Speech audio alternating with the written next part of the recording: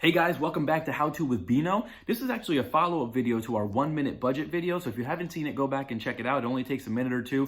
But basically, I want to review kind of how my life has been since I've been following the 1-minute budget for about 2 months now. So all I've been doing is writing down my expenses. That is it, right? I haven't been judging them. I haven't been sitting down and being like, oh, you spent too much. You haven't done that.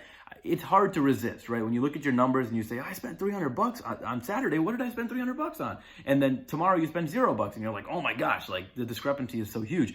But I've been trying to resist that and just put the numbers down and to see what happens. So overall, my spending has gone down. Either has gone down, but the key takeaway is I didn't know what it was before. So when I developed that mindfulness about my spending, I just feel better about it, right? I'm able to look at my paper and say, right now my average spending per day is something like, I think it was like 50 or 60 bucks, and my target was like 30 bucks. So I'm like, okay, I'm a little bit over, but hey, 60 bucks a day doesn't sound that bad compared to like, what I was spending before. Who knows what that was? The main thing that has happened is I'm much more in control of my finances now. So I'm able to kind of dictate, okay, how much money is going out, how much money is coming in, and I don't have to work as hard. It's not like I have to develop some complex budget and spreadsheets and things like that. If I just saw how much money I'm spending every single day, it doesn't matter what the bill is. It could be a doctor's visit. It could be, eating out at a restaurant. It doesn't matter the category. Guys, it's not important what category your money is going into. Listen, if you get paid $2,000 in a month, okay, and you spend $3,000, you're going to go $1,000 into debt, right? They don't care that they're like, yeah, but that $1,000 was for a hospital bill. That's a justified expense. It may be justified. It doesn't mean that you don't need to cut down on going out to Olive Garden for a month, right? Because you do. You got to pay for the hospital trip somehow.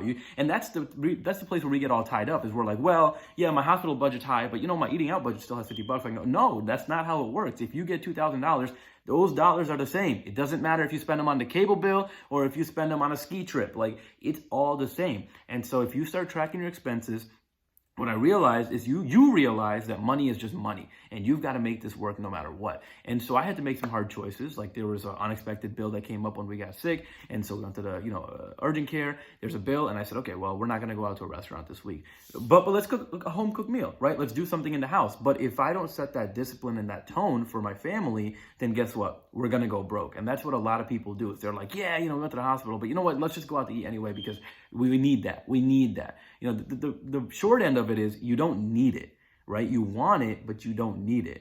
What you need is financial liberation, because one day, right, you're going to be 50, 60, 70, and you're going to be like, I can't work anymore, and I'm flat broke.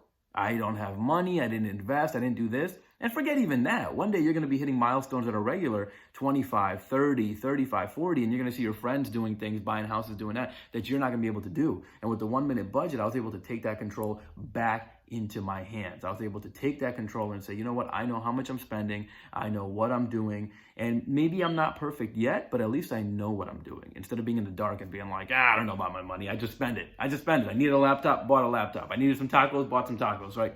If you follow that logic, you know what you're going to end up with? We all know what you're going to end up with. A lot of debt, a lot of misery, and a lot of stress. And none of those things that you bought are going to take that away. So go back, if you haven't already, check out the 1-minute budget video, how to use the 1-minute budget, and then track your expenses for 2 months without judging them. Don't judge them. Just track them. You've been spending this money anyway for years. It's not going to, 60 days is not going to kill you. After the 60 days, you can sit down, review your expenses, and say, what happens? Do I spend in bunches? Do I spend more on the weekends? Do I spend it? What's going on? What's going on with my finances? But for 60 days, just track, bring some mindfulness to your finances, and I guarantee it's going to do good things. All right.